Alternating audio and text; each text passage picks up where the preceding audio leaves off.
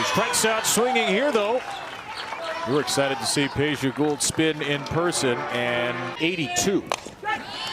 This ball spins off of her bat, and there's no play. Sometimes the spin coming out of Gould's hand is so odd that the spin just went for the ball. And Romero was so far away from second. Gould felt like she had to make that play on her own because she didn't feel like. Always stuck together. The culture's been great with their team all season despite the tough year. And here come the Wildcats with an infield hit and a walk. A fired up Rachel Lawson. Kentucky is Maddie Clark. And Clark is hit by the pitch from Gould. And Kentucky, right from the get-go, puts the pressure on with Hamilton off the end of the bat to shortstop. The throw home is there. Good play by Morgan Stiles to get Blum at the plate for the second out. And out of it she gets.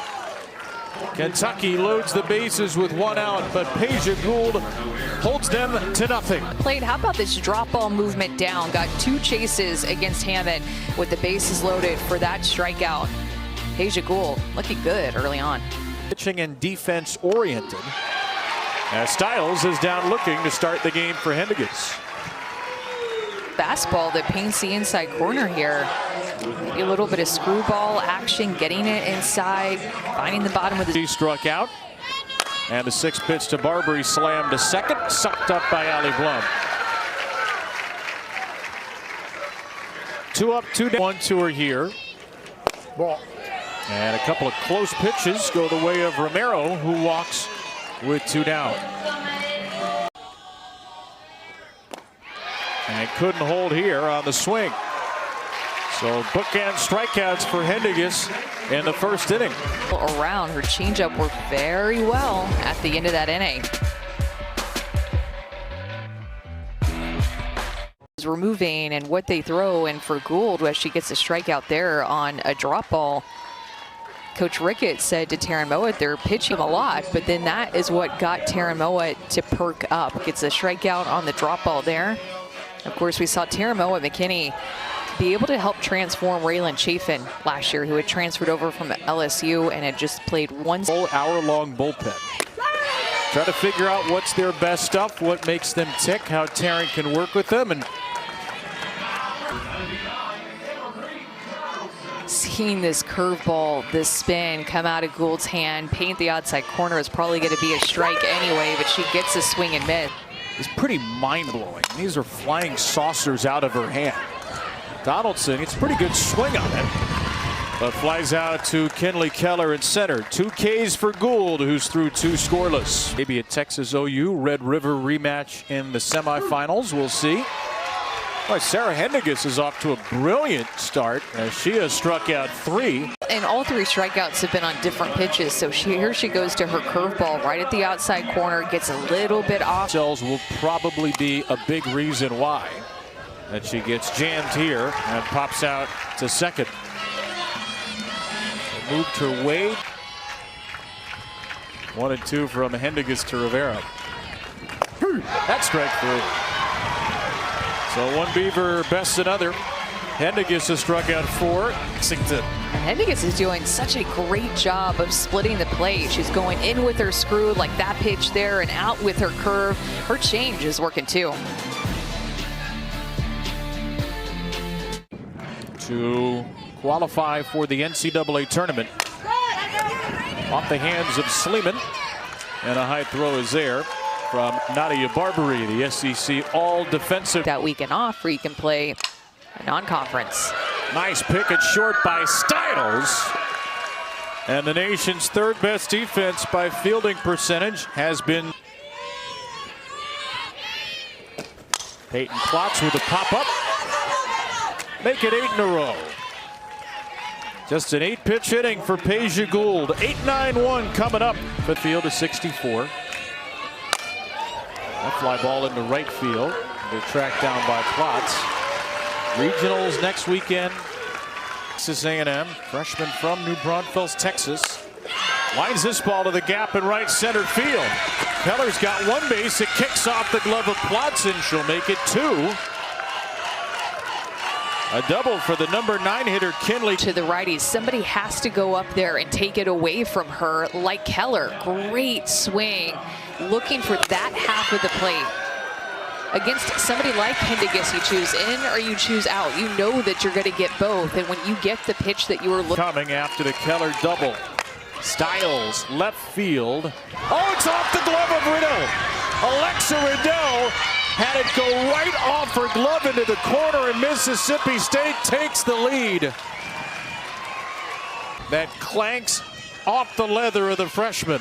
I went down to right F7 down to my scorecard, and then I looked down and the ball's over in the left field corner. Just took her eye off of it, thinking the play ahead. Not sure what happened there, but big mistake to lead to be careful there. Or she goes way inside and gets a strikeout. How about that? The full playbook is open. The back of the Cheesecake Factory. Hit against, right? Because she can throw her changeup through the zone. She can work both sides of the plate. Here she goes with her screwball and gets, I don't know, about a ball off the plate. Good location, Barbary. As Zion Romero swings away on 1-0, pops it up. Allie Blum makes the catch. An unearned run for Mississippi State puts the Bulldogs on the board. Ball that she's gotten several strikeouts on. Clark back to Gould. A little trouble with the backhand, but zips it. Throw to first for the out. And has retired all 4 leadoff hitters. 463. Here's a fly ball to left by Hamilton. This one's blasted to the scoreboard. Carissa Hamilton hits one higher than her headshot. And a Hamilton hammer ties the game in the 4th in Lexington. This is staying on it.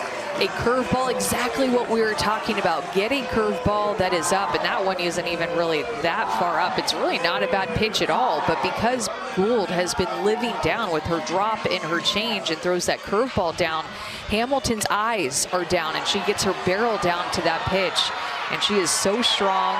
There's Abby Hammond now. Hammond drives one to left field, following Hamilton's home run with another extra base hit. She slides in with a double as the senior and the freshman go back-to-back with big. To this pitch, I mean, look at this angle here. She split grip as well to go down and get it. That pitch is about a ball off the plate. Headed down toward her back foot, but Hammond beats the pitch from its movement or just stays down with it. So down in the dirt. Well, she does, but it skips away from Des Rivera. And the pitch runner Hershey advances to third. It's a costly ball 2. Pitch to Riddell. Gets her back to it. Down to third base.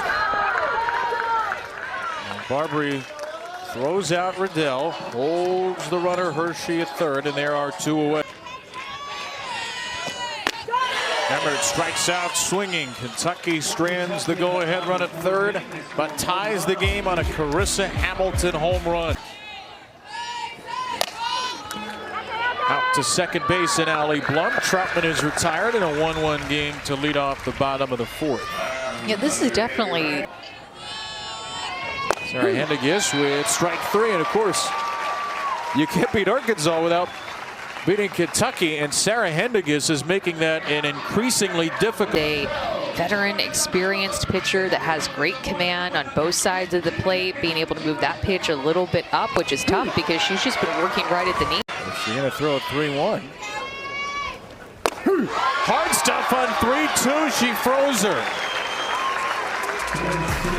7 strikeouts. Emmert, when she ran off the field too, paints the outside corner, maybe got a little bit off the edge. She's loving the way that her catcher's receiving. Faircloth to the 9-hitter Emery Donaldson. A line drive into right field as the sun emerges, settles in Sells' glove. Melissa Faircloth also has really good movement on her series. She's been very good against top pitching, but Faircloth able to actually jam her there on that hitter's count. Sleeman 0 for 3. 2 up. And missing. That ball kicks off the glove of the first baseman Richardson. Abby Grace Richardson, who came in as a defensive sub last inning. Could not handle the hot shot from Blum, who was 2 for 3. This is going to go down as what looks like a hit, but this is a play that it has to be made, especially in a tight game like this. 1-1, you got to have your pitchers back. Your offense isn't scoring a lot of runs. You have to find a way to go. Now a ground ball to shortstop. Another chance on the infield. And Styles just gets the hustling Plots. Will Kentucky challenge Rachel Austin? It was Kinley Keller. I think that's it. This ball floated into center. Donaldson started back, comes in and makes the catch. And Henniges has retired the leadoff hitter all 5 innings. Saturday, every game but 1 until Saturday. Back in the lineup today, but she is 0 for 2.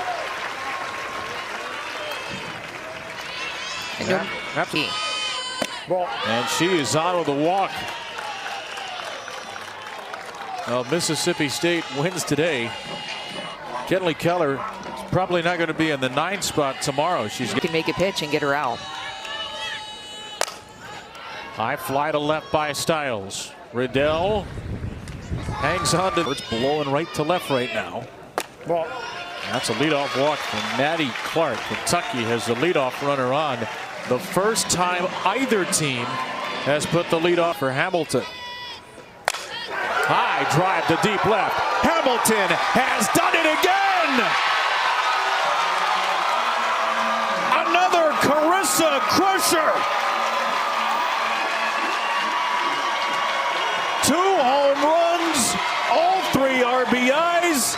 The Kentucky Wild Not have a big smile watching Carissa Hamilton not only crush this curveball out of the hand of Faircloth, one of the most respected pitchers in the SEC, but celebrate with her teammates.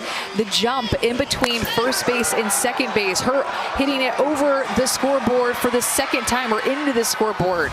Team.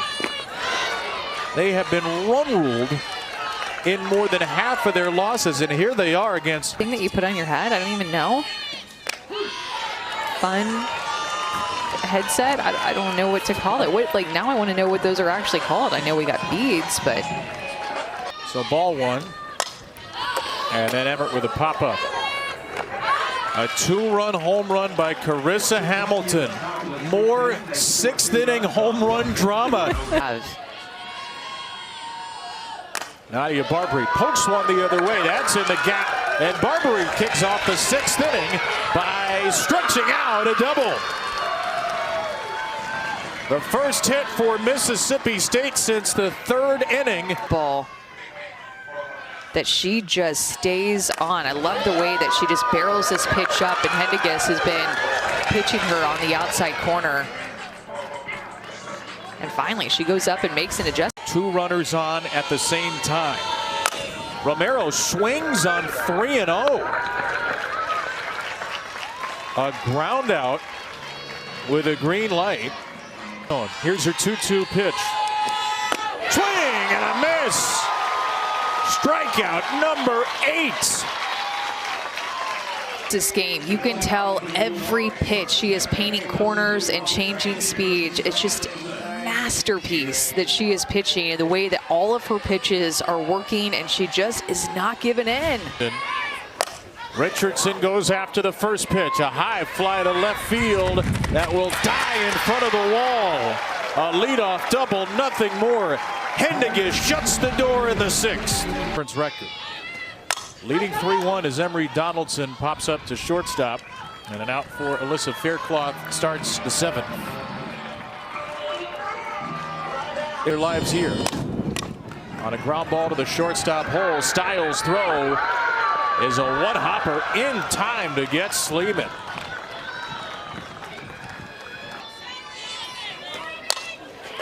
And Blum puts a charge into this ball to left center. Nice running catch by Keller ends the inning. A 1-2-3 for Faircloth. Mississippi State needs 2 more to avoid a shocking upset.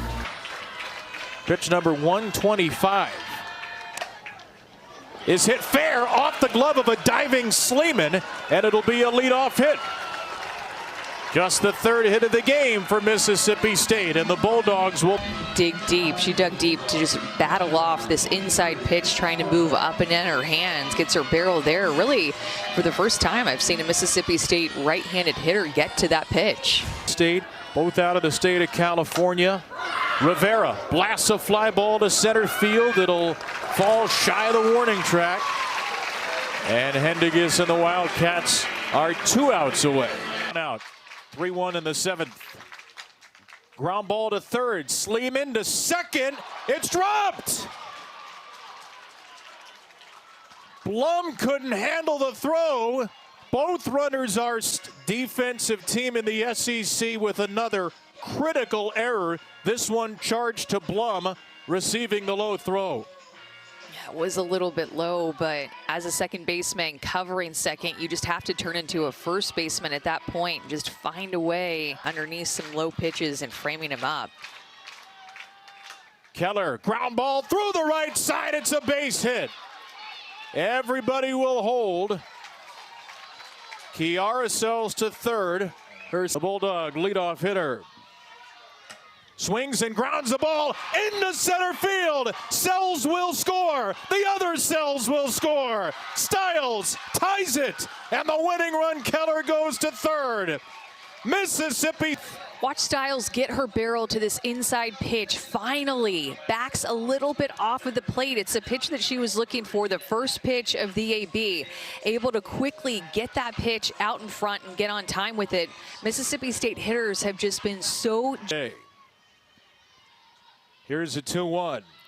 She squares and lays down a bunt. And now Keller is tagged out. Sleeman got rid of it immediately.